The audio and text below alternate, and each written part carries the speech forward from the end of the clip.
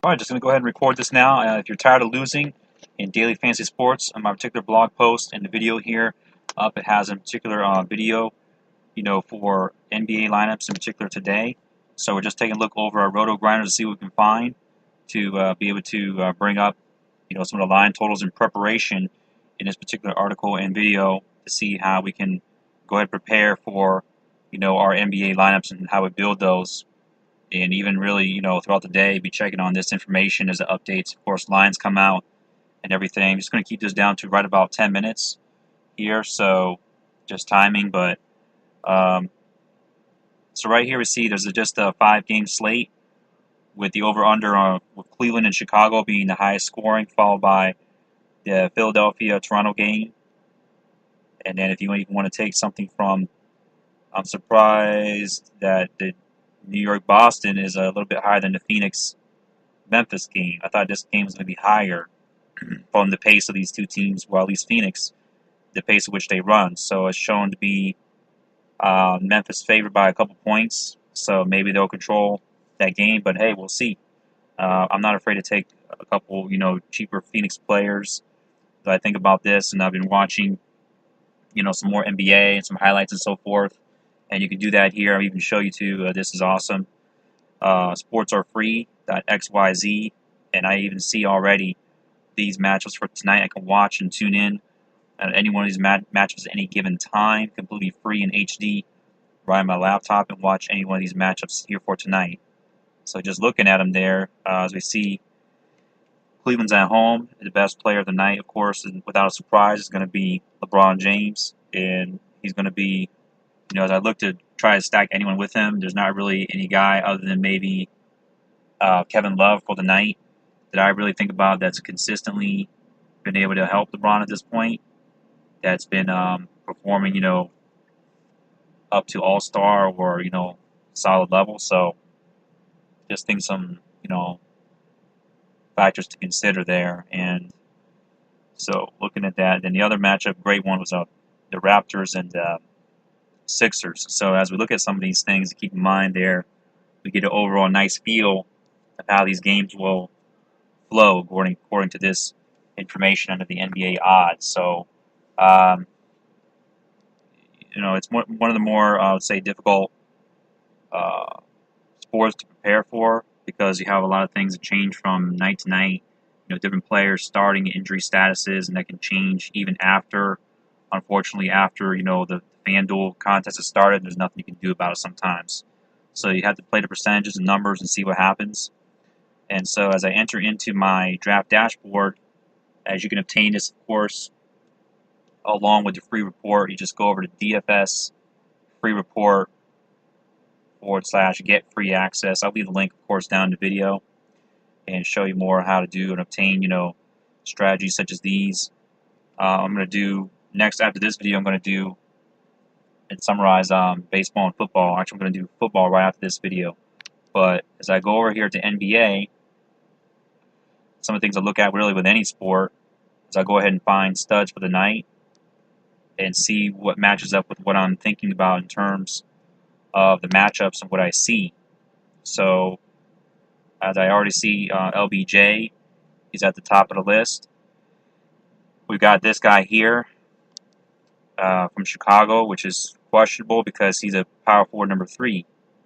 And because I have it set that way in this other option of the tool, in my position optimizer, I had set my settings to be able to show third in the depth chart, as you would see right here, the PF3. So most looking at, SF1s, PF1s, SG2s, guys that get a decent amount of minutes. Maybe they come off the bench and they're productive, such as Holiday for Chicago. As, although I don't want to go too much matched up against, I prefer not to, against my Cavaliers with Chicago on this particular night. So even though he has some guys that are hot here, but it doesn't mean you just, go after him and attack, but in that way. But in order to fit a lineup tonight, it's going to be tricky. When you get to looking at some of these guys, you try to fit in solid cash plays or 50-50 matchups. It's going to be difficult to get enough guys that are playing the level when there's only 5 matchups for the night So in these considerations, more difficult nights to find players or style of playing, you're going to have to play someone like a Mario Chalmers here. That he consistently gets. And these are his last 3 games here. Maybe not so consistent, but around 18, 19 points a game. He's projected at a certain number. Actually, the projections are not on here for some reason. Maybe they'll be over here in the position optimizer itself.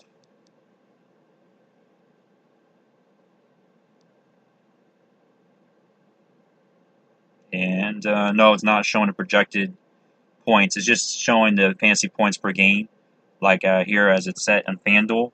So it might be just a slight bug for the day. They're always working to correct these matters, and so it's no concern or worry. As it's projected points, you can take it or leave it as far as believing that's going to be the actual points for the day. But you can look at best matchups that you want to probably attack. So, like, let's say here, Phoenix is, defending Mario Chalmers. So that's the best matchup of the night right there. So you can attack, basically the outside or the backcourt of Phoenix because they're known for not stopping the point guard. As well as you can attack in the 27th ranked New York, point guard with Kyrie Irving. Excellent matchup. If you can fit him into your lineup, probably can with Chalmers. So right there, I just gave you a lineup for the night. If you happen to be watching this on 21st of December for tonight, so you can look at all these scenarios and matchups, and consider what are the best ones and the best guys. And if you watch enough NBA, you can figure out pretty easily what's going on. I want to look at an interesting scenario here though for the small forward position, as because reason being, when you look at beyond LeBron, there's not a whole lot of guys. So what we're going to try to do is get the most value or bang for the buck out of our lineup as we can get. So looking at here, the top guys below LeBron, obviously way below him, but I would look at one of these guys here, even though their matches are tough. I would favor Covington over Warren because it looks like his minutes are higher by a couple minutes. Average here 33 to 31. Just a bit higher points. He's at home. The pace is higher than this game right here, even with Phoenix playing. So that's a real good consideration there as a second small forward, fitting him in at 7,000.